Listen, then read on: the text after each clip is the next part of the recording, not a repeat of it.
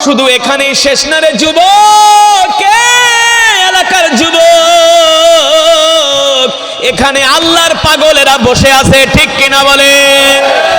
এই মেলায় এই মজমায় যদি না আসো তাহলে বুঝবা না এই মজমার কত মজা, ঠিক কিনা বলে? দুনিয়ার মানুষের কোরআনের তেলাওয়াত শুনলে যদি এত মজা লাগে, আমার আল্লাহ যেই দিন জান্নাতে তেলাওয়াত করবে সেই দিন জান্নাতীরা 50,000 বছর পর্যন্ত আল্লাহ তাআলার জবানে তেলাওয়াত শুনে গলা কাটা মুরগির মতো ছটফট করতে থাকবে। ওই মজা যদি তুমি দুনিয়ার কোরআনের মাহফিলে না আসো তাহলে সেই জান্নাতের মাহফিলে থাকতে পারবা না, ঠিক কিনা বলেন? ও যুবক, ও মুসলমান, এই মাহফিলে কোরআন তেলাওয়াত হয়েছে, এই তেলাওয়াত শুইনা অনেক যুবকরা দৌড়ায় দৌড়ায় আসছে। ও যুবক, তুমি শুধু কোরআনের মাহফিলে আসো নাই, আল্লাহর জান্নাতের টিকিট নেওয়ার জন্য আসছো। জোরে বলেন সুবহানাল্লাহ। আল্লাহ তাআলার জান্নাতের টিকিট নেওয়ার জন্য আসছো, ঠিক কিনা বলেন? বলতে পারেন হুজুর কিভাবে জান্নাতের টিকিট? আল্লাহর নবী বলে, আমি বলি না আল কোরআন হুজ্জাতুল লাকা ওয়া আলাইকা। আল্লাহর নবী বলে, উম্মত, আল্লাহ তাআলা আমার উপর যে কোরআন নাজিল করেছে, এই কোরআনের প্রতি আমাদের হক আছে। আমরা যদি কোরআনের হক আদায় না করি, কাল হাসরের ময়দানে আল্লাহর কোরআন আল্লাহর আদালতে আমাদের বিরুদ্ধে মামলা দায়ের করবে। আর যদি আমরা কোরআনের হক আদায় করি, আল্লাহর নবী বলেন এই কোরআন আমাদেরকে হাসরের ময়দানে হাত ধরে ধরে আল্লাহর জান্নাতে পৌঁছে দিবি, আল্লাহর জান্নাতে পৌঁছে দিবি এই কোরআন। সুবহানাল্লাহ বলেন। আর যারা কোরআনের তেলাওয়াত শুনেও এখন পর্যন্ত চায়ের দোকানে বৈশা আছে, ঘরের ভিতরে বৈশা আছে, ঠিক কিনা বলেন? এমন গরু খাওয়া মুসলমান আছে কি আছে না? কম্বলের মধ্যে শুয়ে আছে আর ঘরের ভিতরে বৈশা পাকনা পাকনা কথা কয়, হুজুররা কি করবে আমি সব জানি, ঠিক কিনা বলেন? এটা হইলো আবু জেহিল্লার চাচা। কোরআনের মাহফিলে আসে না, মসজিদে নামাজ পড়ে না, চায়ের দোকানে বসে কয় হুজুররা যাকে আমি সব জানি। আবার যারা নামাজ পড়ে কয় তোরা নামাজ পড়ে কি করছস, ঠিক কিনা বলেন? আছে কি আছে না?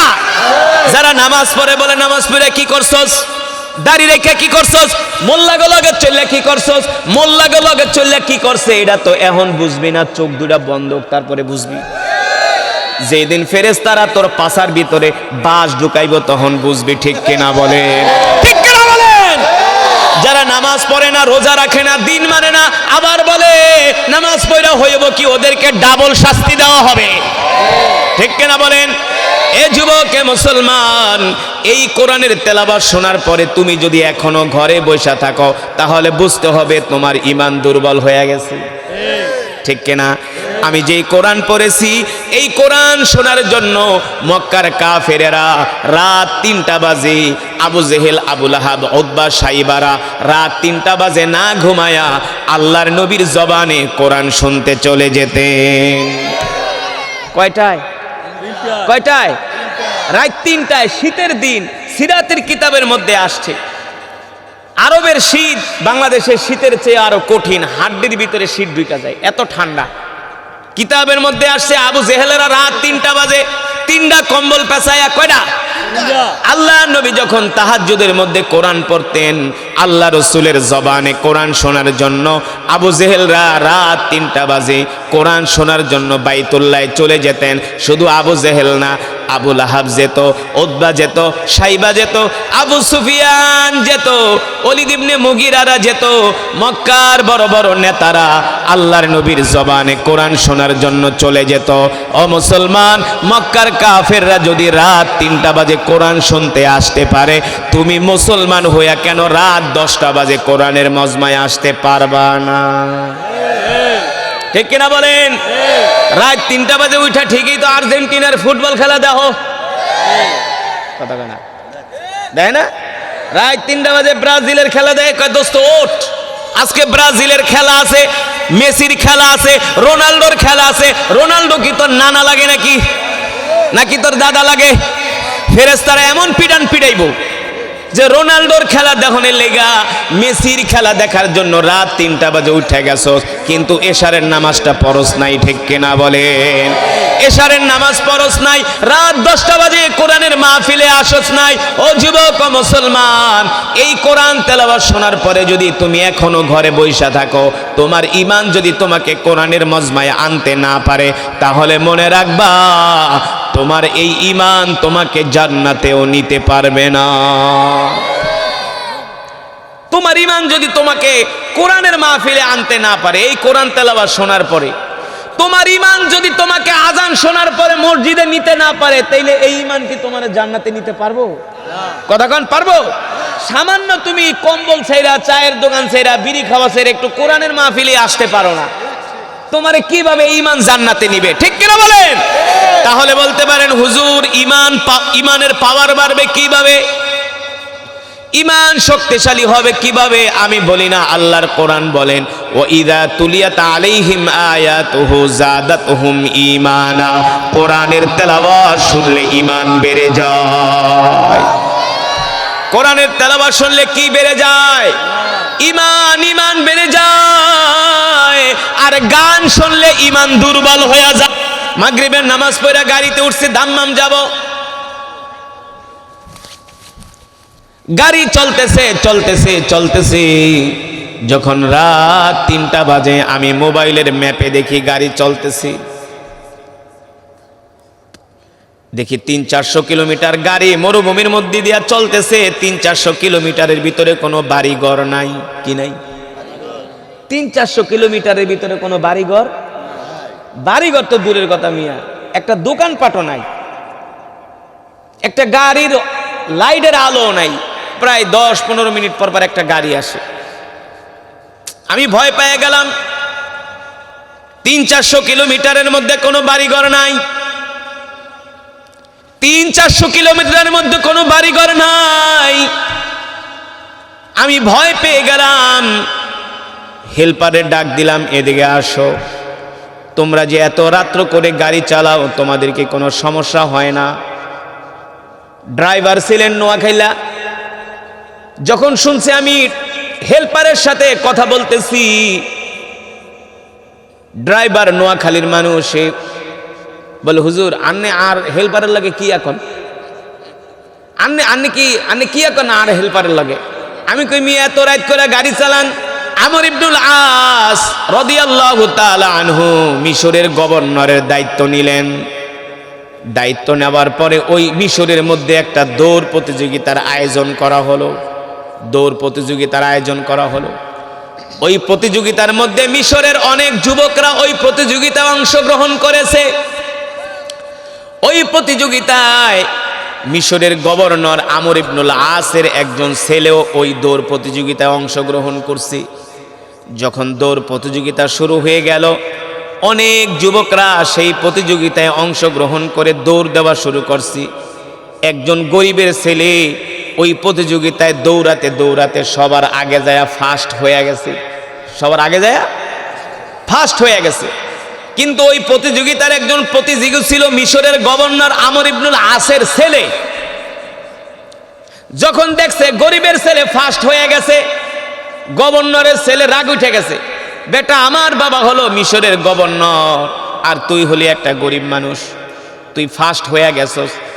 এই রাগের বশবর্তী হইয়া, হিংসার বশবর্তী হইয়া তার হাতে একটা চাবুক ছিল, ওই চাবুক দিয়া ওই গরিবের ছেলের একটা বাড়ি মারছে। এক বাড়ি মারার চড়ে সে জমিনের ভিতরে পড়ে গেছে। সে চিন্তা করলো, তুমি যে আমার উপর জুলুম করছো, এই জুলুমের বিচার আমি তোমার বাবা আমর ইবনুল আস মিশরের গভর্নরের কাছে আমি বিচার চাইব না। এই জুলুমের বিচার চাবার জন্য আমি মদিনায় যায় হযরত ওমরের কাছে বিচার দিব। সুবহানাল্লাহ বলবেন না? কার কাছে বিচার দিব? হযরত ওমরের কাছে বিচার দিব। এবার ওই গরিবের ছেলে যুবক তিনি মিশর থেকে মদিনায় চলে আসলেন। হযরত ওমরের দরবারে আয়েশা বলে, আমিরুল মুমিনিন, খলিফাতুল মুসলিমিন, আমি আপনার কাছে একটা জুলুমের বিচার চাওয়ার জন্য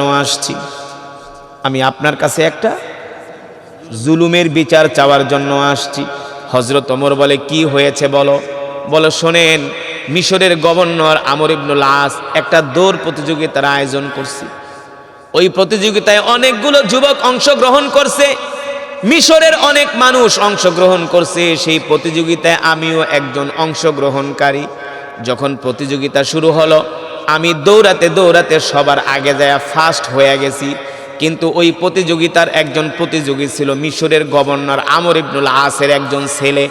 আমি কেন ফার্স্ট হইলাম? এই কারণে তার হাতে একটা চাবুক ছিল, ওই চাবুক দিয়া আমাকে একটা বাড়ি মারলো। এক বাড়ির চোটে আমি মাটির ভিতরে পড়ে গেছি। এই কারণে আমি আপনার দরবারে আসছি, আপনি আমার এই জুলুমের বিচার কইরা দেন। সুবহানাল্লাহ বলেন। এই জুলুমের বিচার করে দেন। হযরত ওমর তার পুলিশ বাহিনীরে ডাক দিয়া বলে, ওরে রাষ্ট্রীয় মেহমানখানায় নিয়ে যাও, আরাম কইরা খাবার দাও, ঘুমানোর জন্য জায়গা দাও। ওই যুবককে মদিনার মেহমানখানায় তাকে থাকার ব্যবস্থা করা হলো, খাবার ব্যবস্থা করা হলো। হযরত ওমর ঘোষণা দিলেন, যতদিন পর্যন্ত তুমি তোমার বিচার না পাবা ততদিন পর্যন্ত তুমি মদিনা থেকে মিশরে যাবা না। আমি গভর্নর আর গভর্নরের ছেলে দুইজনকে আমি মিশরের থেকে ডাইকা মদিনায় আনতেছি। সুবহানাল্লাহ বলেন। হযরত ওমর আমিরুল মুমিনিন বলে, শোনো, যতদিন পর্যন্ত তুমি তোমার বিচার না পাবা ততদিন পর্যন্ত তুমি মদিনায় থাকবা। হযরত ওমর আমর ইবনুল আসের কাছে চিঠি লিখলেন, এ মিশরের গভর্নর, আমার পত্র পাওয়া মাত্র তুমি আর তোমার ছেলে দুইজন মদিনাতে আসবা। আমার পত্র পাওয়া মাত্র হযরত ওমর পত্র লেখা দিলেন। এই পত্র নিয়ে মিশরের গভর্নর আমর ইবনুল আসের কাছে পৌঁছানো হলো। হযরত ওমরের চিঠি পায়া গভর্নরের ভিতরে ভয় শুরু হয়ে গেছে। গভর্নর তার ছেলেরে ডাক দিয়া বলে, বেটা তুই কোনো অপরাধ করছিস কিনা? বলে, কেন আব্বাজান? বলে, আমিরুল মুমিনিন হযরত ওমর তোমাকে আর আমাকে মদিনায় এখনই যেতে বলছে, তিনি তলব করছে জরুরি ভিত্তিতে। এই সময় তো আমিরুল মুমিনিন আমাদেরকে মদিনায় ডাকার কথা না, নিশ্চয়ই তুমি কোনো অপরাধ করছো। এবার ছেলে বলে, আব্বাজা আমি একটা অপরাধ করছি। হযরত ওমর এবার মিশরের গভর্নর বলে, তাইলে তো কাম হইছে, চল মায়ের তুইও খাবি আমিও খাবো। কারণ বিচার দিছে কার দরবারে? কথা কয় না, ওয়াজ বোঝেন না? বিচার দিছে কার দরবারে? এ মাইকম্যান করে কি করস? ঘুমাস? আরে কই তুই বেটা? এই যে একটা আওয়াজ আসতেছে কানে, মনে একটা মাইক সরাসরি এদিকে দিছস, দেওয়াল, একটু এই আওয়াজটা বন্ধ করা যায় না? এটা খুব কানে লাগে, খুব ডিস্টার্ব হয়। হ্যাঁ রিপিট করতেছে, একটু বন্ধ করা যায় না? একটু সাউন্ড আনালে কমা, আমার খুব ডিস্টার্ব হইতেছে। মানে আমি কথা বলা আমি নিজে মজা পেতেছি না, এই যে রিপিট করতেছে বারবার, একটু কমা সাউন্ড। নাহলে তুই বক্স বন্ধ করতো ভাই, শুধু মাইক দে, শুধু মাইক, বক্স বন্ধ করে দে, একবারে টুটা বক্সের লাইন ছুটে গেলা, শুধু মাইক। ওকে ঠিক আছে না? হ্যাঁ বক্স দিস না। বয়ান কি চলবে? এই ঘটনাটা শেষ করি নাকি? তারপরে মনোযোগ দিব। হ্যাঁ ইনশা। বসেন একটু বাড়া। এবার আমর ইবনুল আস বলেন, তুমি যে এত বড় অন্যায় করছো তুমি তো আমাকে বলো না, এবার চলো মদিনায়। আমিরুল মুমিনিন তোমাকে আমাকে জরুরি ভিত্তিতে তলব করছি, তার মানে কঠিন বিচার হবে, ঠিক কিনা বলেন? এবার আমর ইবনুল আস রাদিয়াল্লাহু তাআলা আনহু আর তার ছেলে দুইজন মিশর থেকে মদিনায় আসছে। এত বড় একজন গভর্নর, হের সম্মান আছে কি আছে না? একটা গভর্নর, মিশরের গভর্নর। মিশর কি মনে করছেন বাংলাদেশের 8টার সমান? বাংলাদেশের আমরা যখন ছোটবেলায় অনেক আগে মিশরে যখন পড়াশোনা করতাম, ওই মিশরের মিশর ইতিহাসের ঐতিহ্যের লীলাভূমি হলো মিশর। এত সুন্দর মিশর আপনি না দেখলে বুঝবেন না। পৃথিবীর যত দামি দামি ফল সব মিশরে হয়, সব। হযরত ওমর বলে, কোনো কিছু দরকার নাই, বাদী আর বিবাদী সামনাসামনি। হযরত ওমর প্রশ্ন করছে, তুমি তার গায়ে কেন চাবুক দিয়ে আঘাত করছো? চাবুক দিয়ে কেন আঘাত করছো? আমিরুল মুমিনিন আমারে ক্ষমা করেন, সে 1 নাম্বার ফার্স্ট হয়ে গেছে দৌড় প্রতিযোগিতায়, আমি আমার রাগ সংবরণ করতে পারি নাই, এই কারণে রাগের বশবর্তী হইয়া আমি তার গায়ে একটা চাবুক দিয়ে বাড়ি মারছি। হযরত ওমর বলে, তোমার বাবা গভর্নর দেখা সেই ক্ষমতা বলে না, তুই মনে করছো তোমার কোনো বিচার হইব না? এই কারণে তুমি গরিবের গায়ে চাবুক দিয়া বাড়ি মারছো। হযরত ওমর বলে চাবুকটা ওই ছেলের হাতে উঠায় দাও। এবার ওই গরিবের ছেলের হাতে চাবুক উঠায় দিয়েছে। হযরত ওমর বলে এবার তুমি আইসা নিজের হাত দিয়ে ওর গায়ে চাবুক মারো। তোমারে যতটুকুন জোরে মারছে তুমিও ঠিক ততটুকুন জোরে ওর গায়ে আঘাত করতে থাকো। ওই মারছে একটা, তুমি মারবা 100টা। ওই মারছে একটা, তুমি মারবা কয়টা? 100টা। কেন জুলুম করলা? ওই মজমার ভিতরে বড় বড় সাহাবীরা বসা, হযরত আনাস ইবনে মালিকের মতো সাহাবী বসা। তারা বললেন আমরাও চাই নাই গভর্নরকে বিচার করা হোক, তার ছেলেকে বিচার করা হোক। আমরা চাই নাই গভর্নরকে বিচার করা হোক, তার ছেলেকে বিচার করছে। কারণ গভর্নর একজন সম্মানী মানুষ, কিন্তু কিছু করার নাই, কোরআনের আইন। ঠিক কিনা বলেন? আইন সবার জন্য সমান। এবার চাবুক নিয়া হযরত ওমর ওই যুবককে বলে গভর্নরের গায়ে আঘাত করো। এবার ওই যুবক বলে আমিরুল মুমিনিন আমারে ক্ষমা করবেন, আমাকে ক্ষমা করবেন। আঘাত করেছে গভর্নরের ছেলে, গভর্নর তো আর আমার গায়ে আঘাত, সুতরাং গভর্নরের গায়ে আমি হাত দিতে পারবো না। আল্লাহু আকবার, জোরে বলেন আল্লাহু আকবার। এবার হযরত ওমর গভর্নরকে জিজ্ঞেস করে, আমর তুমি থাকতে কেন তোমার ছেলে এই যুবকের গায়ে আঘাত করলো? হযরত গভর্নর আমর ইবনুল আস বলে আমিরুল মুমিনিন এত বড় ঘটনা ঘটছে, আমার কাছে বিচার দেয় নাই, বিচার দিলে আমি নিজেই বিচার করতাম, আসলেই বিচার দেয় নাই। সে চলে আসছে আমিরুল মুমিনিনের কাছে। এবার হযরত ওমর ডাক দিয়া বলে আমর ইবনুল আস শোনো, আমি তো জানি প্রত্যেকটা মাই তার গর্ভ থেকে সন্তান জন্ম দেয়, আর প্রত্যেকটা মায়ের সন্তান দুনিয়াতে স্বাধীন হইয়া জন্ম নেয়। কি হইয়া জন্ম নেয়? স্বাধীন হইয়া জন্ম নেয়। প্রত্যেকটা মায়ের সন্তান দুনিয়াতে স্বাধীন হইয়া জন্ম নেয়। আমর এই স্বাধীন মানুষগুলাকে তোমরা কেন গোলাম বানায়া রাখো? কথার মর্ম বুঝছেন? কথার মর্ম বুঝছেন? প্রত্যেকটা মানুষ দুনিয়াতে স্বাধীনভাবে জন্ম নেয়, এই স্বাধীন মানুষগুলাকে তোমরা কেন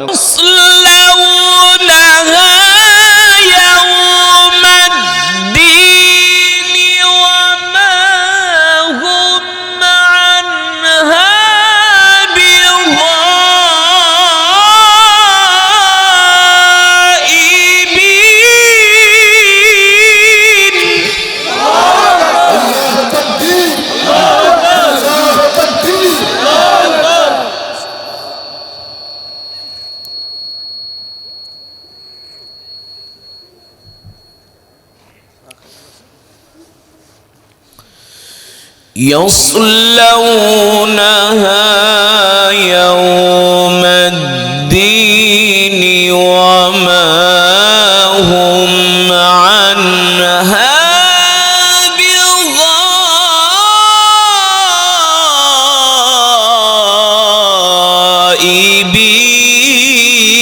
بغائبين. الله أكبر.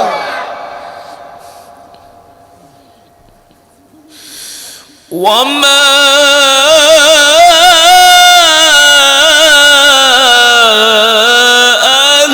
أدراك ما يوم الدين.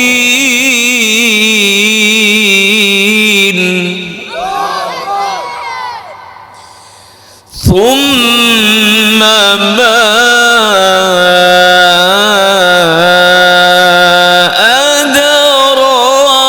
كما يوم الدين.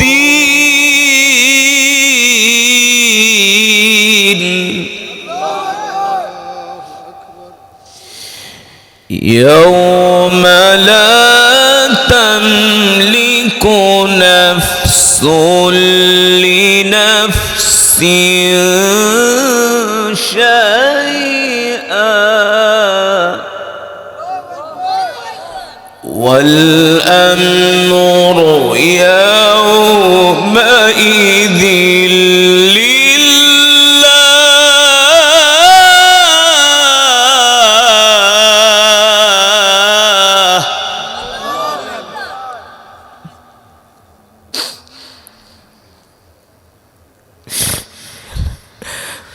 يوم لا تملك نفس لنفس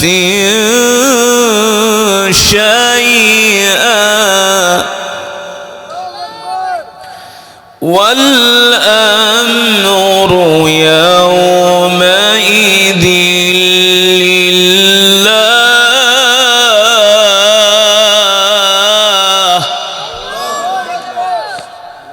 عليك الله أحسنت وأجملت.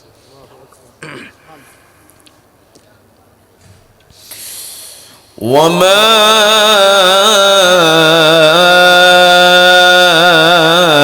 أدراك ما يوم الدين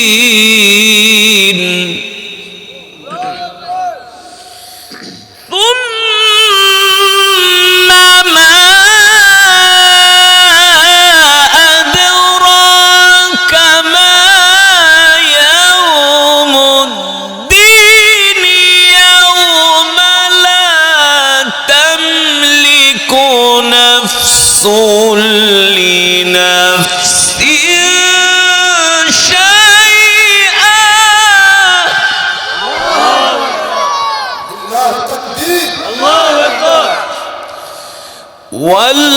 والأمر يومئذ لله.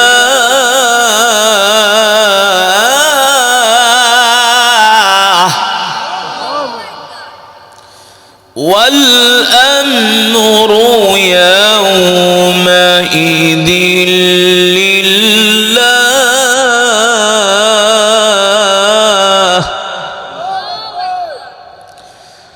الله أكبر ولله الحمد. بسم الله الرحمن الرحيم.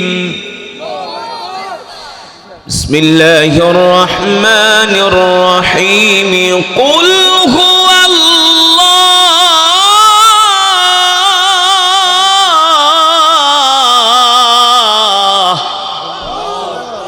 قل هو الله أحد الله الصمد لم يلد ولم يولد ولم يكن له كفوا أحد. بسم الله الرحمن الرحيم. قل هو الله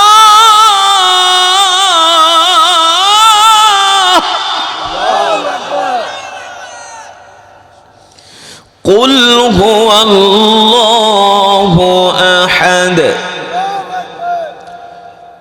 الله الصمد لم يلد ولم يولد ولم يكن له كفوا أحد.